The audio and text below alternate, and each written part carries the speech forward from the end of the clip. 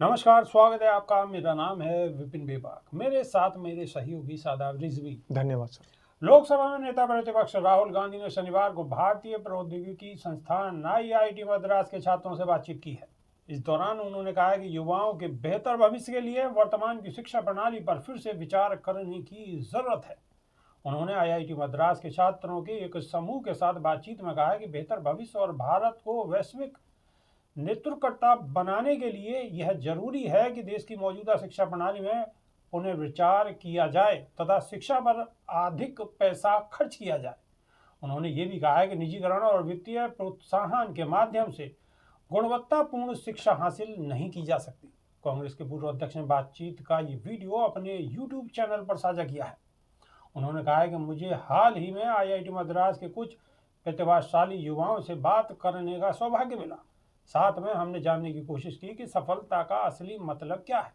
हमने भारत के भविष्य को आकार देने में अनुसंधान और शिक्षा की महत्वपूर्ण भूमिका तथा एक ऐसे उत्पादन पारिस्थितिक तंत्र को बढ़ावा देने की आवश्यकता पर चर्चा की जो निष्पक्षता, नवाचार और सभी के लिए अवसर को महत्व देता है। उन्होंने इस बात पर जोर दिया कि अपने युवाओं को शिक्षित करने, बेहतर कल की कल्पना को साकार करने और भारत को वैश्विक नेतृत्वकर्ता में बदलने के लिए भारतीय शिक्षा प्रणाली को लेकर फिर से विचार किया जाना चाहिए। उन्होंने कहा कि वर्तमान में हमारा शिक्षा ढांचा अक्सर युवाओं को कुछ कैरियर जैसे डॉक्टर, इंजीनियर, आईएएस, आईपीएस या सशस्त्र बल तक सीमित कर देता है। राहुल गांधी ने कहा है कि ये विविध अवसरों को खोलने, छात्रों को अपनी आकांक्षाओं को पूरा करने और नवाचार एवं पसंद से प्रेरित भविष्य बनाने के लिए सशक्त बनाने का समय है। बिल्कुल। शादाब रिजवी क्या कहेंगे? देखिए, ये वही बात विपक्ष ने कही है जो कि प्रधान सेवक को कहनी चाहिए थी। आपने देखा है कि देश की जनता को संबोधित करते हुए मन की बात सबकी सुनी जाती है और मन की बात कही जाती है, लेकिन क्या कभी जैसे राहुल गांधी ने मद्रास आईआईटी के छात्रों की मन की बात सुनी, तो क्या हमारे देश के प्रधानमंत्री ने कभी शिक्षा ले रहे छात्रों की बात सुनी है? हाँ, वो उनकी बात सुनते हैं जो कि पहले से ही प्रायोजित होता है। जब मन की बात का कोई कार्यक्रम आयोजित किया जाता है तो पूरा एक अमला पहले वहां भेज दिया जाता है और वहां पर चिन्हित कर लिया जाता है कि कौन से लोग वहां बैठेंगे। खाते हैं, चूस के खाते हैं या काट के खाएंगे, ये भी बात होगी। और दूसरी, जितनी भी मन की बात होती है, इससे देश को भ्रमित किया जा रहा है। आज एक बहुत बड़ा खुलासा करने जा रहा हूं विभाग जी कि जितनी भी मन की बात होती है, उस मन की बात को पहले से ही वो सब पहले सुनियोजित होती है, स्पॉन्सर होती है, और जहां भी मन की बात का स्टेज लगाया जाता है, जिनसे भी रूबरू प्रधानमंत्री होते हैं, वो पहले से ही चयनित लोग होते हैं, उनको चयन कर लिया जाता है, प्रायोजित कार्यक्रम होता है, और चयन करने के बाद उन्हीं छात्रों को सामने लाया जाता है जो कि प्रधानमंत्री के मन की बात करेंगे, उनके मन के सवाल करेंगे।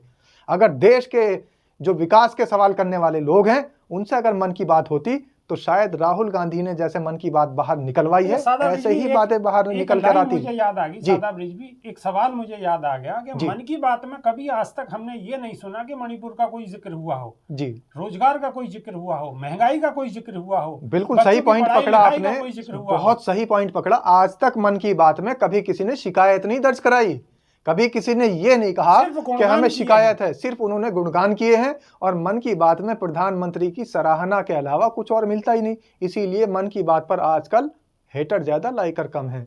और कई बार अब वहां से वो हटा दिया गया, जो लाइक चमकने वाला सिस्टम था ना, लाइक और हेट वाला, अनलाइक वाला, वो सिस्टम ही हटा दिया मन की बात से। क्यों हटा दिया गया? क्योंकि उसमें लाइक से ज्यादा अनलाइक ज्यादा लोगों के आ रहे थे। इसलिए प्रधानमंत्री की गरिमा को बचाने के लिए, क्योंकि देश के प्रधानमंत्री है, उनकी गरिमा को बचाने के लिए वो हटा दिया गया है सिस्टम, और लोगों के मन की बात सुनने की जगह सुनियोजित तरीके से पहले ही प्रायोजित कार्यक्रम चला दिए गए हैं। राहुल गांधी ने जो मन की बात सुनी है वो बिल्कुल सही तरीके से सुनी है।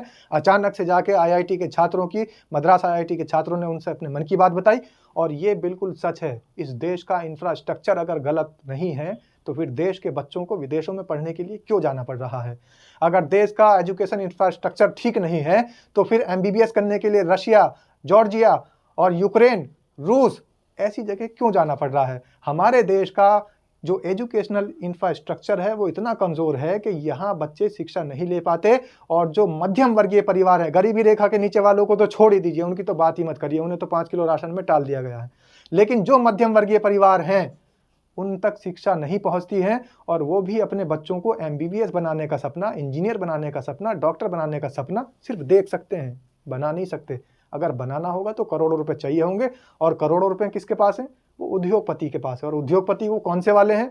जो कि धनाढ़ लोग हैं, और वो भी कुछ चयनित लोग हैं। राहुल गांधी बार बार आवाज उठाते हैं उनके खिलाफ, कई बार तिजोरी के अंदर से निकाल के भी दिखा दिया किसका फोटो था, वो फोटो भी दिखा दिया। वो वही लोग हैं जिनके रिश्तेदार, जिनके बच्चे बड़े बड़े इंस्टीट्यूशन में पढ़ते हैं। आपने 80 करोड़ का जिक्र किया जी, तो एक सवाल है, हमारे कई जो हमारे दर्शक हैं वो सवाल पूछते हैं कि सर ये बताइए जी कि ये 80 करोड़ लोगों को सरकार 5 किलो राशन दे रही है, ये सरकार की उपलब्धि है?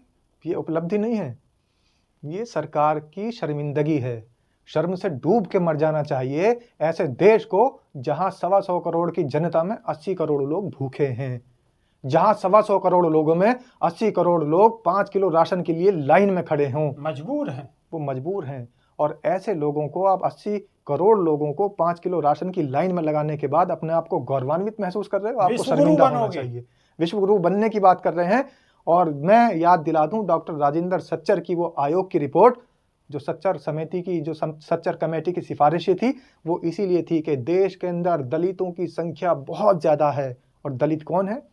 वो हर व्यक्ति जो 80 करोड़ लोगों की लाइन में लग के 5 किलो राशन ले रहा है, वो हर कोई व्यक्ति दलित है।